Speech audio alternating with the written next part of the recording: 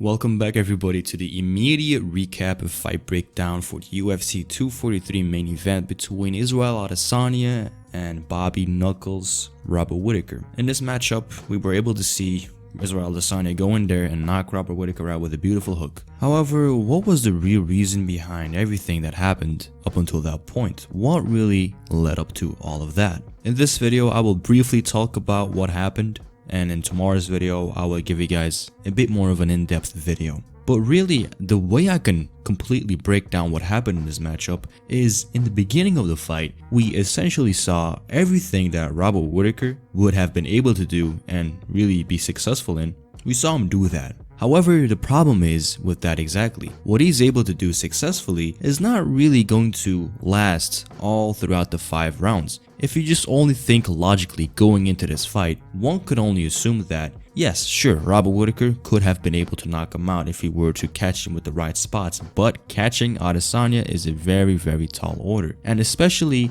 in the manner at which Robert Whittaker usually likes to fight and close distance with. He likes to go in there and he likes to lead in with his left hook, cover distance quickly, essentially just launch himself into the emotion. It's, quote unquote, just, jump into the attack. And after a certain while, after jumping in once, jumping in twice, jumping in 3 times, however many times he tries to jump in and cover the distance quickly, one can only logically assume that after a certain while, a very smart fighter like Adesanya would have been able to figure him out, would have been, somewhat able to figure out a blueprint, figure out the common ground at which really all this attack comes from, and for him to go in there and decode it and solve the problem. However, Adesanya did not have an immediate answer to that lead-in left hook, that jumping in left hook. He didn't have an immediate reaction, an immediate counter for that. He tried to switch stances, he tried to go into southpaw. The only way, or the only logical explanation I could have for that switching to southpaw was maybe he was trying to look in for a left straight down the middle as Robert Whittaker was coming in with that looping left hook. Maybe he was going to slip in a left hand as he was doing that. However, Robert Whittaker being a very fast fighter, he was able to just take care of that. He didn't really have to worry about a left hand because he was in and out fairly quickly. So Adesanya, he just immediately changes back to the orthodox stance and he tried to figure him out in that manner. And that was really the perfect way for him to go ahead and, cancel out whatever Robert Whittaker was able to do. Now, Whittaker, besides his leaping left hook and trying to come in with that right straight right overhand, when it comes to his right hand, he was pretty much missing it all night long. And the other success that he did have were his leg kicks, but the leg kicks, they're not really going to be that effective later on in the match because we already saw Adesanya getting a read for those side kicks to the knee because he was able to go ahead and make Robert Whittaker go in there and kick the leg, and he was able to pull his leg and then immediately come over with a high kick. So already in the first round he was taking care of most of Whittaker's attacks. So the left hook is the only thing that he had to take care of. So what he did to take care of the left hand was essentially he knew that whenever Robert Whittaker goes in for the left hook, jumping in, he knows that it is not only going to be the left hook. There has to be something that follows it up, right? And that was really almost every time the case. Every time that Robert Whittaker would go in there and jump in with the left hook, he would try to follow it up. And Adesanya took this and used it against him. Because whenever Robert Whittaker jumps in, he literally just goes into motion, goes forward with his entire body. And he tries to follow it up after his left hook. So if Adesanya can take care of that left hook by just letting it happen and just countering the follow-up shots, he has a way better shot at hitting Robert Whittaker because he knows he's going to be in range to be hit. If he's only focusing on immediately countering the left hook, that's just a done deal. It's a gamble, right? Sometimes you're going to be able to hit him and sometimes not, but it's not really a certain guaranteed strategy that will, work in the long run. So what Adesanya did at the end of the first round was just take care of that left hand shot. So what Adesanya does is whenever he sees that left hand coming, he moves to Robert Whittaker's right hand, but by doing this, he kind of creates that opening to where he can punch inside of Robert Whittaker's guard instead of like from the outside or over the top. He steps to the left and then he brings his right hook inside, and he was able to land the first left hook, but really the right that followed the first one up was the one that really damaged him, and after that one landed, it was pretty much a done deal. Adesanya got up from that and essentially he was just already fatigued, right? You could see that it took some serious energy out of him and there was no way that he was going to be able to compete for 5 rounds straight, and essentially it was just a wrap at that point. It was just waiting for the big sequence that would end the fight completely. So yet again, Robert Whittaker is the one that initiates the first attack. The left hand pops out. What does Adesanya do? He tries to counter the punch following that. And what he does is he just, after waiting and letting Robert Whittaker throw that punch, Robert was exposed, and from there, boom, a beautiful left hand right on the chin that dropped him, and that was all she wrote. No way Robert Whittaker was coming out of that fight as the victor. And yeah, it was a pretty good performance by Adesanya. Pretty logical if you take a look at it from the standpoint of like, what can Robert Whittaker do for 5 rounds straight that is continuously going to be something new for Adesanya, right?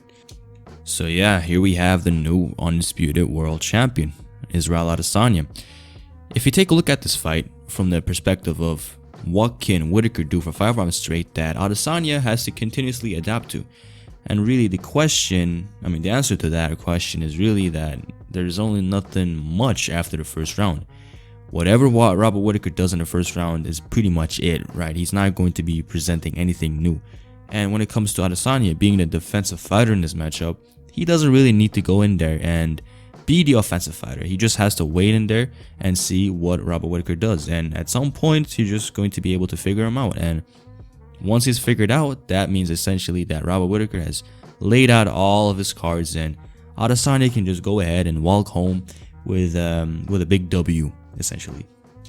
And now we can think of what is next for Adesanya, right? Obviously, after the fight, he called out Costa, and in the fight with Costa, if I were to look at it stylistically, I would have to say that Costa's style is not going to be very efficient for a championship fight.